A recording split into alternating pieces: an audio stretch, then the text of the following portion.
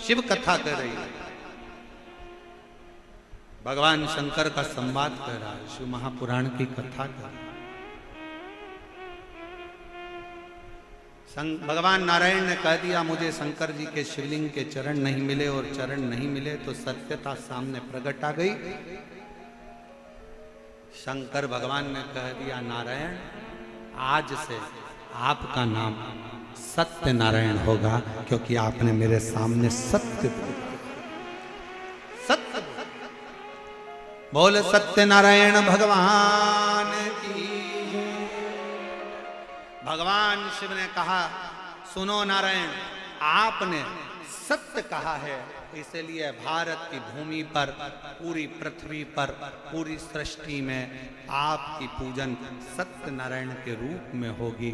सुनो नारायण, आपने शिव की साक्षी में सत्य कहा, आप पूरे विश्व में सत्य नारायण के नाम से पूजे जाओ। सत्य नारायण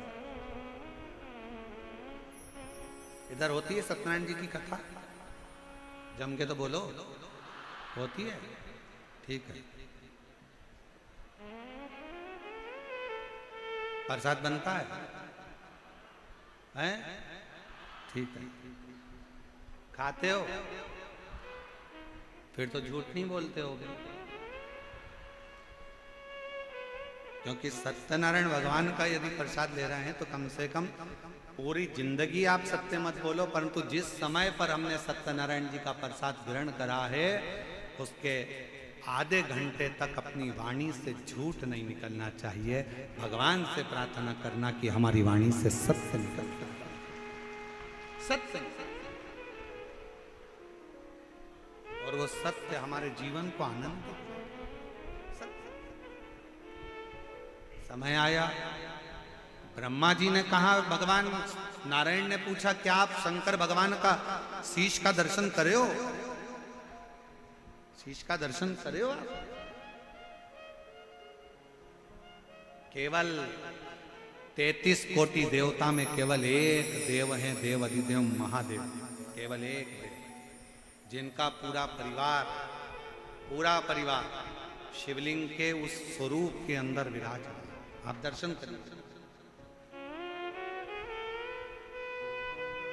जैसे ये शिवलिंग है, ये जलाधारी है, ये सामने चरण है, शंकर भगवान का स्वरूप है ये शिवलिंग।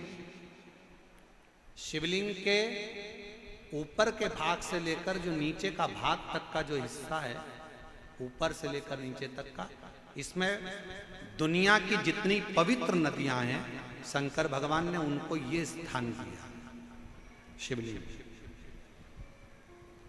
जैसे तांबे का जो लोटा होता है, तांबे का जो बर्तन होता है, तांबे का जो लोटा होता है जिससे अपन शंकर जी को जल चढ़ाते हैं, शिव महापुराण की कथा कहती है अगर तांबे में आपके घर के जल को भी आप तांबे के लोटे में भरकर शंकर जी को चढ़ा रहे हो तो तुम्हें हरिद्वार से गंगा जल लाने की जरूरत नहीं है, तांबे के लोटे में भरा हुआ जल ही गंगा जल बन जाता है। महाराज, तांबे के पात्र में अगर जल भरा हुआ है, क्यों कहा कि मंदिर का जल नहीं, अपने घर से जल लेकर जाए, अपने घर से, क्योंकि दुविधा कहां पर है? घर पर। दुख कहां पर है? घर पर। कष्ट कहां पर है? घर पर। बीमारी कहां पर है? घर पर। तकलीफें कहां पर है? घर पर। तो अपने घर का जल भरो, तांबे के लोटे में लेकर शंकर जी के मंदिर जाओ। हरिद्वार का लाया हुआ जल नहीं है गंगा जल, कहीं से लाया हुआ गंगा जल नहीं है, कोई जरूरत नहीं। अपने मटके का पानी भर लो, अपने हंडे का पानी भर लो, अपने घर का लोटा भर कर जल लो। तांबे के लोटे में जब जल भर कर लेकर जाओगे तो तांबे का पात्र सादे जल को भी गंगा जल बना देता है और वो जल शिव जी तक चढ़ जाता है। समझेंगे जरा, ये जलाधारी शिवलिंग, शिवलिंग के ऊपर भाग से नीचे तक का भाग जल का स्थान, सभी नदियों का स्थान। ये जो भाग है, ये भाग मां पार्वती जी का हस्तकमल, चरण जैसा गया है। सीधा भाग गणेश जी का, उल्टा भाग कार्तिकेय का, बीच में जो मोटी सी लाइन है वो कौन है? अशुक सुंदर। शिव जी के ऊपर जो बूंद बूंद पानी जलाधारी में से टपक रहा है वो शंकर जी की 5 लड़कियां, जया, साथ में बोलिए जया, विषहरा, श्यामली बारी, दौतली, देव। ये शंकर जी की वो 5 लड़कियां हैं। अगर डॉक्टर कह देता है कि तुम्हारी नाड़ियां चोक हो गई है या पीछे की रीढ़ की हड्डी के पास की नसें चोक हो गई है,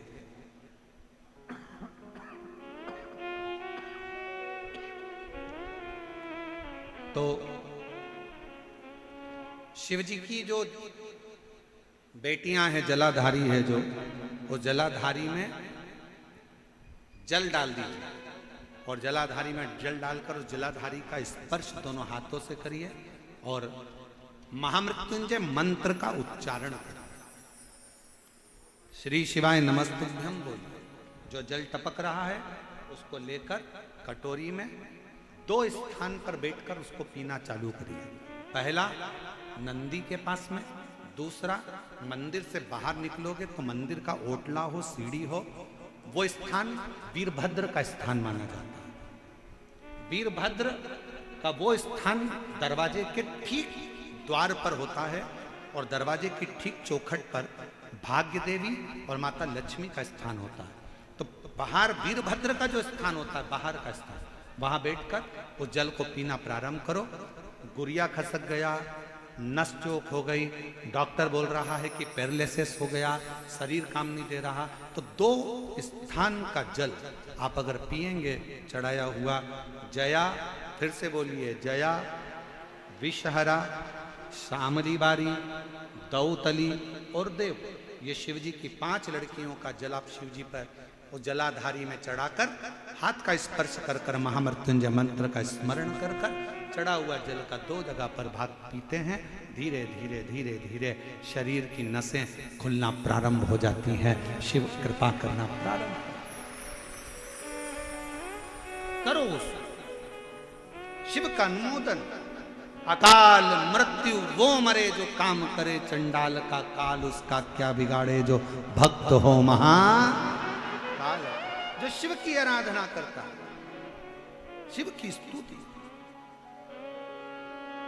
कथा सुनने के लिए 2 बजे से 5 बजे तक आप यहाँ आते हो, कथा चालू होने के पहले बैठ जाते हो, कथा होने के आरती के बाद जब आप यहाँ से उठकर जाएं तो बाबा की उस रज को, भले आपके नीचे गादी बिछी हो, कालीन बिछाओ, कम्बल बिछाओ, आसन लगाओ, फिर भी उस रज को अपने शरीर से लगाकर जरूर उससे विनय कर। कितनी कृपा है बाबा की।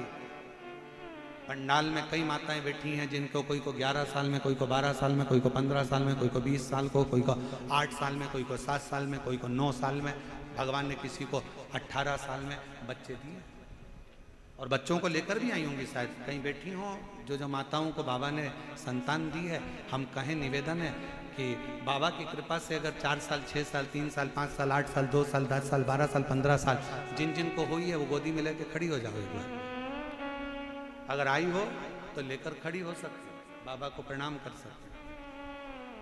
हाँ, ले लो बच्चों को गोदी में, जिनको बाबा ने दिया है, बाबा की कृपा से मिला है, तो उसको लेकर खड़े हो सकते शिव कृपा से।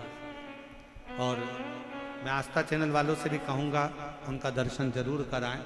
और आप लोग भी अपने जो बच्चे को बाबा ने दिया है, आप लोग कथा सुनकर, पशुपति व्रत कर कर, सफ़ेद आंकड़े की जड़ का प्रयोग कर कर, या अन्य रूप से आप लोगों ने जो प्राप्त किया है वो शिव कृपा से, यहाँ से लेकर पीछे तक भी सबका दर्शन करा, सब। एक बार जोरदार ताली बजाकर स्वागत करेंगे। हर हर शंभु शंभु। क्योंकि पत्र बहुत सारे हैं बच्चों के, हम लोग इतने सारे बुलाएं तो हो गया कल्याण। शंभु बैठिए। श्री शिवाय। शिव की स्तुति का फल, शंकर का आनंदमय सुख हमारे जीवन। तो महाराज वर्णन किया गया, शिव जी का पूरा परिवार, शिवलिंग में शिव, नदियों का भाग, मां अंबा, गणेश, कार्तिकेय, अशोक सुंदरी, शिव जी की 5 बेटियां। और जहां से ये जल जमीन पर जहां से आता है, शिवलिंग में से थोड़ा सा भाग जो नीचे रहता है, उस स्थान पर 33 कोटि देवताओं की जो देवियों का स्थान होता है, वो स्थान 64 योगिनियां देवियां। और उसी इसलिए कहते हैं कि जब बहुत कष्ट की घड़ी आ जाती है तो जल चढ़ाकर अपने हाथ की हथेली इस स्थान पर लगा दी जाती है और बाबा से दिल से प्रार्थना करी जाती है। स्थान हृदय से निवेदन करा जाता है। 64 योगिनियों से, देवियों से विनय करा जाता है, निवेदन करा जाता है, विनती करी जाती है। और यहां से जो जल बहकर जितनी दूर तक जाता है वहां 33 कोटि देवी देवता उस जल के भाग में विराजमान रहते हैं। इसलिए शिव जी के जल को लांघा नहीं जाता। शंकर जी की परिक्रमा नहीं करी जाती, उसको लांघा नहीं जाता, वो जल को लांघते नहीं, क्योंकि उसमें 33 कोटि देवता विराजमान है। विराज महाराज शिव कथा कर रही है।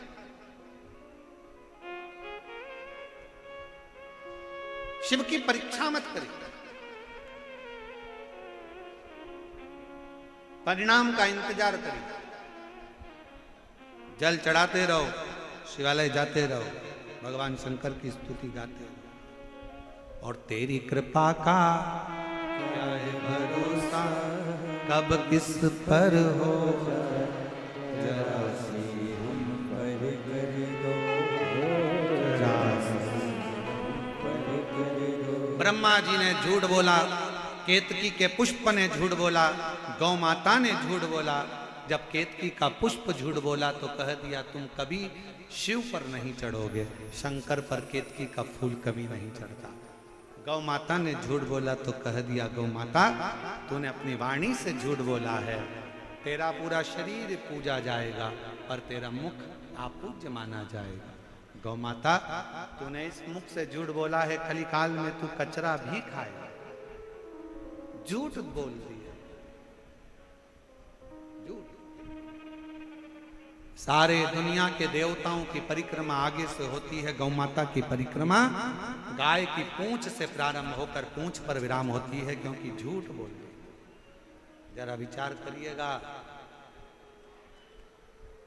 झूठ बोलने का कितना वर्णन किया गया है शिव महापुराण में। ब्रह्मा जी झूठ बोल दिए, यह आकाशवाणी झूठी है। ब्रह्मा जी ने कहा, शंकर भगवान को क्रोध आया, उन्होंने अपने पांव का अंगुष्ठ का नखून तोड़ा, फेंका, काल भैरव प्रकट कर लिया। काल भैरव से कहा इस ब्रह्मा का सिर काट दे, जिससे ये झूठ बोल रहा। काल भैरव ने अपनी उंगली का नख तोड़ा, ब्रह्मा पर फेंक कर मारा। ब्रह्मा जी का शीश कट गया, शीश कटा हुआ लुढ़कता लुढ़कता लुढ़कता हुआ जाने लगा। ब्रह्मा जी के शीश में से रक्त बहने लगा। ब्रह्मा जी के शीश में से जो रक्त बहा उससे एक नदी प्रकट हो गई, जिसका नाम कर्मनाशा हुआ, जो आज भी उत्तर प्रदेश में बहती है। उस उत्तर प्रदेश में जब कर्मनाशा बहती है तो उत्तर प्रदेश सरकार ने उस नदी के ऊपर घाटों पर बोर्ड लगा कर रखा है, यह कर्मनाशा नदी है। जिस नदी का मात्र जल का शरीर पर स्पर्श हो जाता है तो अपनी जिंदगी में करे हुए सारे पुण्य समाप्त हो जाते हैं और व्यक्ति के ऊपर पाप का घड़ा भर जाता है। कर्मनाशा नदी भारत की भूमि पर एक ऐसी नदी है जिस नदी में कुत्ता भी पानी नहीं पीता, पक्षी भी उसमें चोंच नहीं देता। अब उस कुत्ते को कौन बताने जाए कि ये कर्मनाशा है?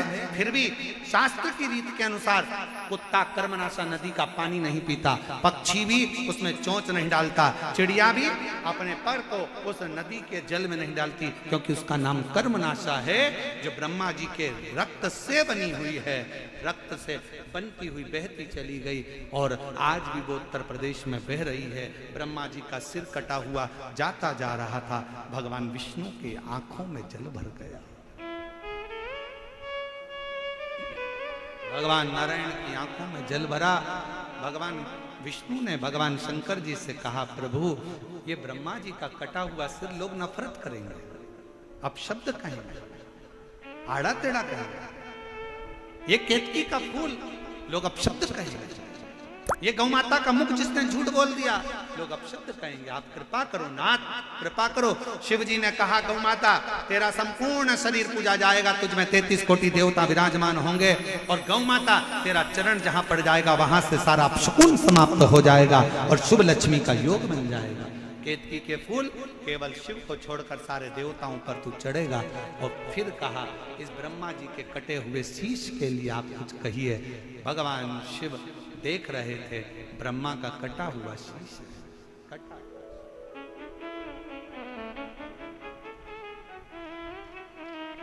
और तेरी कृपा का क्या है भरोसा, कब किस पर हो जाए जरा हम पर कर दो, ओ जरा हम पर कर दो। जिस पर भी हो गई तेरी करुणा कृपा भव पार हुआ, भव पार हुआ।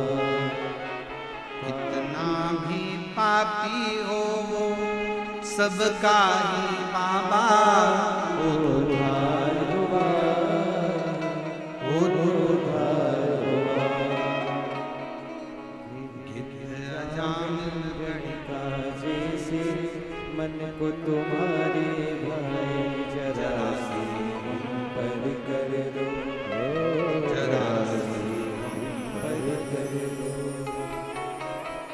तेरी कृपा का क्या है भरोसा, कब किस पर हो जाए जरा सी हम पर कर दो, जरा सी हम पर कर दो।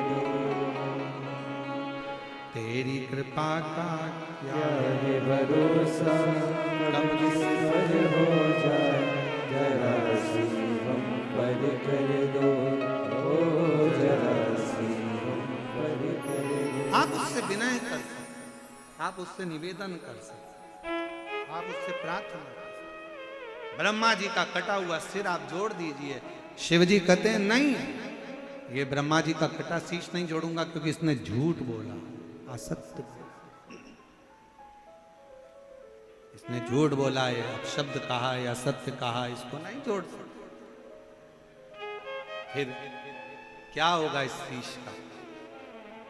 अब बताओ, शंकर जैसा दुनिया में कौन हो सकता है? कौन?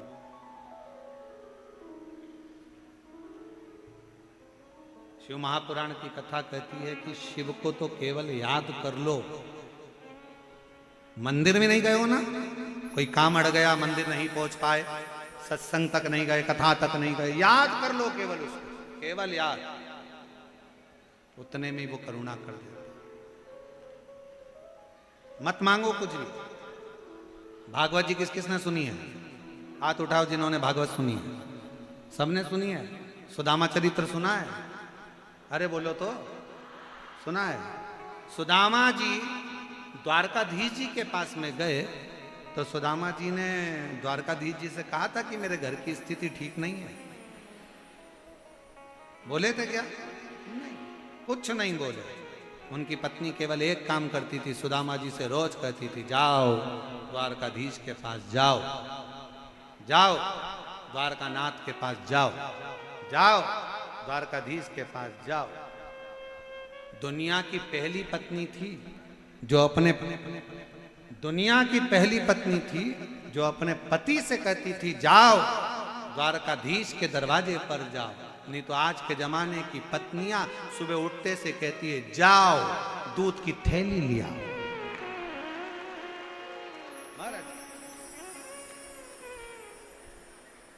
सुबह उठते से कहती है जाओ बच्चे को स्कूल छोड़िए, जाओ दूध की थैली लिया।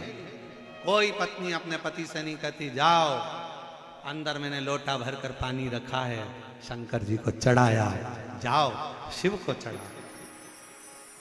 बहुत जरूरी है,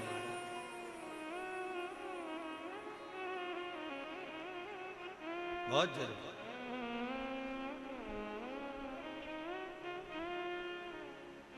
एक बार हमने इंदौर में एक कथा करी अपना पैलेस में, बहुत सालों पहले की बात है, लगभग 20-22 साल हो गए होंगे। तो हमने वहाँ कथा में कह दिया था राठौर जी के यहाँ कि भाई जितनी कथा यहाँ सुनकर जाओ उतनी कथा अपने पति को सुनाओ। अब एक नई नवीली बहू सास के साथ आती थी और उसने सुन लिया कि जो कथा यहाँ सुनो वो घर पे जाके सुना। 3 दिन तक पत्नी ने अपने पति को कथा सुनाई। चौथे दिन उसका पति कथा में आ गया। वो बहू ने हाथ हिलाकर कहा मेरे पति मिलना चाहते। मैंने कहा लिया आजा। पति आया, तो हमने पूछा भैया तुम 3 दिन कथा में नहीं आए, आज कैसे आए? उसने कहा गुरु जी रात के 9 से 12 सुनने से अच्छा है दिन में 2 से 5 सुनना। ये पूरी रात कथा ही सुनाती रहती। सीहोर वाले महाराज जी ने ऐसा बोला, आज कथा में ऐसा बताया था, आज ऐसा हो गया था, आज ऐसा हुआ, मालूम है ऐसा कथा सुनी, ऐसी कथा सुनी, महाराज जी ने ये बताया, महाराज जी ने वो बताया। और पति बेचारा नींद में गुर्राटा भरते हुए हुंकारा भर रहा था। पत्नी सोच रही सुन रहा है, फिर कोनी मार के सुनो तो आज कथा में महाराज जी ने ये बताया और भजन गाया था, तेरी कृपा का क्या है भरोसा कब किस पे हो जाए। इतने में पति ने कहा चुप हो जा, थोड़ी चुप हो जा, कब तक शुरू? तो पति बोला कि महाराज जी मैं इसलिए कथा में आ गया, मैं 4 दिन की कथा में रोज आऊंगा, क्योंकि तुमने इससे कह दिया कि रात को 9 से 12 ये मुझे, हमने कहा हमने ये थोड़ी ना कहा कि रात से 9 से 12 सुना, जब मौका मिले तब सुनना चाहिए। ब्रह्मा जी अगर शीश जोड़ दिया तो अच्छी बात नहीं है, तो असत्यता का भाव हो जाएगा। तो इस ब्रह्मा के कटे हुए सिर का करूं क्या करा जाए? तो कहा ब्रह्मा जी के कटे हुए सिर को मैं एक काम करता हूं कि बट का पेड़ बना देता हूं, बट वृक्ष। बट वृक्ष भगवान विष्णु बोले ये बड़का पेड़ क्या लोग पूजेंगे? ब्रह्मा जी के कटे हुए शीश से बना है, कौन पूछेगा इसको? भगवान शंकर कहते हैं ब्रह्मा के शीश को पुजाने के लिए बड़ के पेड़ के नीचे मैं स्वयं पार्वती के साथ विराजमान रहूंगा और मेरा नाम बटकेश्वर महादेव होगा। मैं स्वयं बैठूंगा, बटकेश्वर महादेव के रूप में मैं स्वयं विराजूंगा।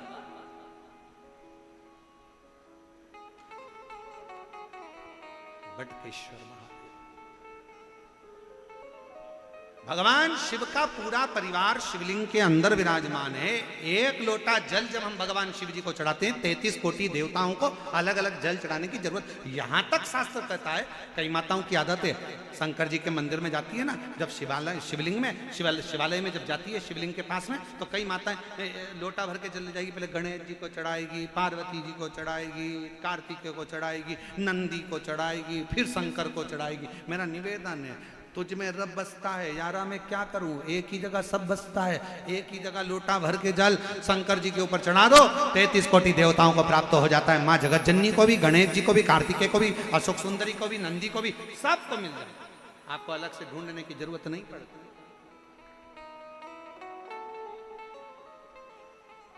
पर कई माताओं की आदत है कंकु का डब्बा खोलेगी, चोपड़ा खोला, पार्वती जी को भी लगा दिया, गणेश जी को भी लगा दिया, कार्तिकेय को भी लगा दिया, सबको। और कई माताओं की तो आदत है एक बार बैठ जाती है तो 20 मिनट तक नहीं उठती, और कितना ही कोई खड़ा हो, कितने ही लोग खड़े हो पानी चढ़ाने के लिए, और उसके बाद भी अच्छी सामान उमान रख के बैठेगी वो चारों तरफ बढ़िया जोरदार, उठती। और पड़ोसी कह भी रहे हैं थोड़ा सा उठ जाओ जल चढ़ाने, नहीं चढ़ो जा, नहीं उठी, और बैठ गई लोटा लेके।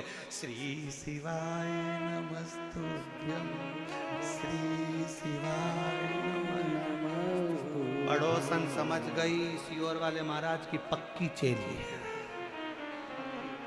हिलने वाली नहीं है। शंकर की बेटी है, बाप के पास आई है, और बेटी और बाप दोनों गले लग रहे हैं, अभी उठने वाली नहीं है। पर निवेदन है थोड़ा सा सबको मौका मिलना चाहिए, थोड़ा सा जल चढ़ाकर एक और होते चले जाओ। 10 जगह पर जल ना चढ़ाओ, शिव जी पर जल चढ़ाओ, मंदिर की साफ सफाई का ध्यान रखो, समय का ध्यान रखो, शिव की स्तुति करना है थोड़ा दूर बैठकर शंकर से अपने मन का भाव कहते जाओ। श्री शिवाय नमस्तुभ्यं, श्री शिवाय नमस्तुभ्यं, श्री शिवाय नमस्तुभ्यं, श्री शिवाय नमस्तुभ्यं, श्री शिवाय नमस्तुभ्यं, श्री शिवाय नमस्तुभ्यं। उसकी स्तुति करते जाओ, उससे आनंद के साथ मिलो। शंकर के मंदिर में जब भी जाना शिव महापुराण की कथा में जब भी जाना, ये सोच कर जाना मैं अपने पिता से बात करने के लिए जा रही हूँ, अपने पिता को अपने दिल का हाल बताने के लिए जा रही हूँ। शिव के पास में नहीं, अपने बाबुल के पास जा रही हूँ। शिव को एक लोटा जल नहीं, अपने घर की दशा बताने के लिए। सुदामा जी से पत्नी रोज कहती, शंख जाओ द्वारका जी जाओ, द्वारका जी जाओ, द्वारका जी जाओ। सुदामा जी बस पत्नी का काम था वहां तक भेजना, मांगे ना मांगे कोई बात नहीं। सुदामा जी गए और वहां जाकर केवल देहली तक, दरवाजे तक, उसके द्वार तक पहुंच गए। फिर उसने 3 लोक का राज्य सुदामा को अपने आप दे दिया, मांगने की जरूरत नहीं।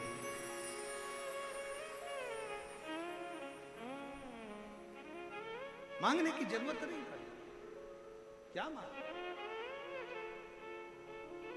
बस जाकर विनय निवेदन। और तूने ऐसा डमरू बजाया, तूने ऐसा डमरू बजाया, मेरा मन हर लिया। ओ भोलेनाथ, मेरा मन हर लिया।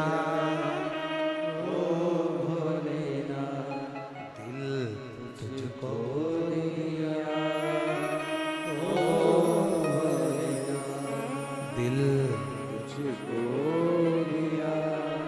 ओ भोलेनाथ, तेरे चरण में ध्यान लगाया, तेरे चरणों में ध्यान लगाया, तेरे चरणों में ध्यान लगाया, तेरे चरणों में ध्यान लगाया। मुझे अपना लिया, ओ भोलेनाथ, मुझे अपना लिया। ओ भोलेनाथ, दिल तुझको दिया।